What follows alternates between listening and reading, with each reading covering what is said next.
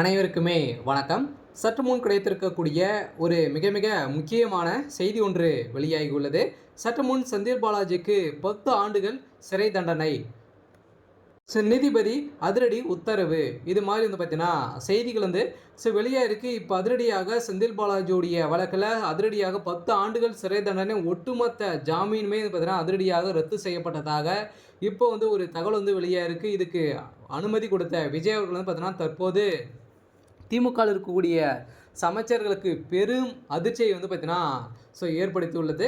இந்த நிலையில் தான் இப்போ செந்தில் பாலாஜி அவர்கள் ஜாமீன் தான் தற்போது பல நிபந்தனையின் அடிப்படையில் தற்போது ஜாமீன் வழங்கிய நிலையில் சுற்றித் திரிந்து கொண்டிருந்த நிலையில் ஏற்கனவே 15 மாதங்களாகவே புழல் சிறையில் அடைக்கப்பட்ட பிறகும் அவர் வாக்குமூலம் எதுவும் கொடுக்காத காரணத்தால் தமிழக அரசியலில் அவரது ஆளுமையை பயன்படுத்தி நீதிமன்றத்தில் பல நிபந்தனைகளின் அடிப்படையில் அவருக்கு ஜாமீன் வழங்கியிருந்த நிலையில் அதனால் தற்போது மீண்டும் விசாரணைக்காக செந்தில் பாலாஜி டெல்லிக்கு அழைத்து செல்ல வேண்டும் என்று அமலாக்கத்துறை அதிகாரிகள் பார்த்தீங்கன்னா நீதிமன்றத்திடமும் தமிழக அரசியலிடமும் பார்த்தீங்கன்னா அனுமதி கோரி மேலும் இது எதற்காக என்ன வழக்கு என்பதையும் முதலில் பார்த்தீங்கன்னா அனைவருமே தெரிந்து கொள்ள வேண்டியது என்ன வழக்கு அப்படின்னா 6 வழக்குகளும் செந்தில் பாலாஜி மீது பதிவு செய்யப்பட்டுள்ளது.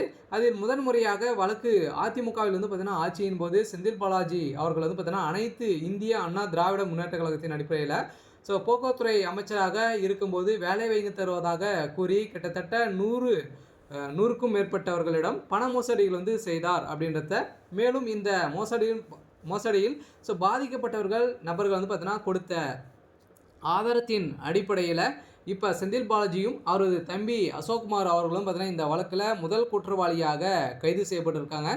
இதனைத் தொடர்ந்து தான் 24 நிர்வாகிகள், அரசு நிர்வாகிகளும் இதில் தொடர்புடையதாகவும் குற்றவாளிகளாக சேர்க்கப்பட்டு அதனால் திமுக ஆளுமைக்காக பயன்படுத்தி வந்த காரணத்தினாலும் அதிமுகவில் இருந்து விலகி திமுகவில் இணைந்ததை தொடர்ந்து ஸ்டாலின் அவர்கள் செந்தில் பாலாஜி பாதுகாத்து அதனை மட்டுமல்ல இரவோடு இரவாக செந்தில் பாலாஜி அவர்கள் பார்த்தீங்கன்னா அமலாக்கத்துறை அதிகாரிகள் கைது செய்யப்பட்டு நடவடிக்கை மேற்கொண்டனர். அதற்கு அப்போது உண்மையான காரணம் அண்ணாமலை பகைத்து கொண்டது தான். ஆனால் அவரது வைத்திருந்த அந்த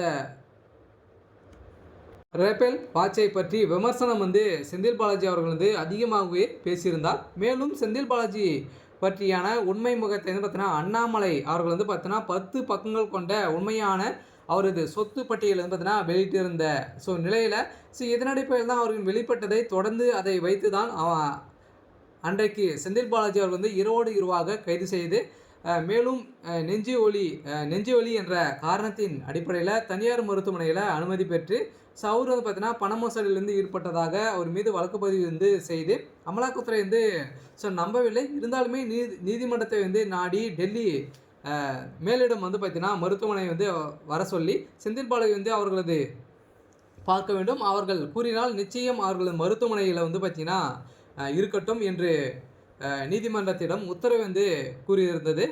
இதன் அடிப்படையில் ஏற்கனவே இவர்கள் மருத்துவமனையிலிருந்து குவிக்கப்பட்டதும் குறிப்பிடத்தக்க செந்தில் பாலாஜி வாய் திறந்தால் அனைத்து உண்மைகளுமே வெளி வந்துவிடும் என மாஜி அமைச்சர்கள் அனைவருமே பார்த்தீங்கன்னா சிறைக்கு செல்வார்கள் என்று பயத்துடன் அப்போது ஸ்டாலின் தவிர மற்ற அனைவருமே இருந்தது. ஆனால் அவர்கள் உண்மை வாக்குமூலமாக அமலாக்கத்துறை அதிகாரிகளிடம் கொடுக்காமல் 15 மாதங்கள் புழல் சிறையிலே இருந்ததும் குறிப்பிடத்தக்கது.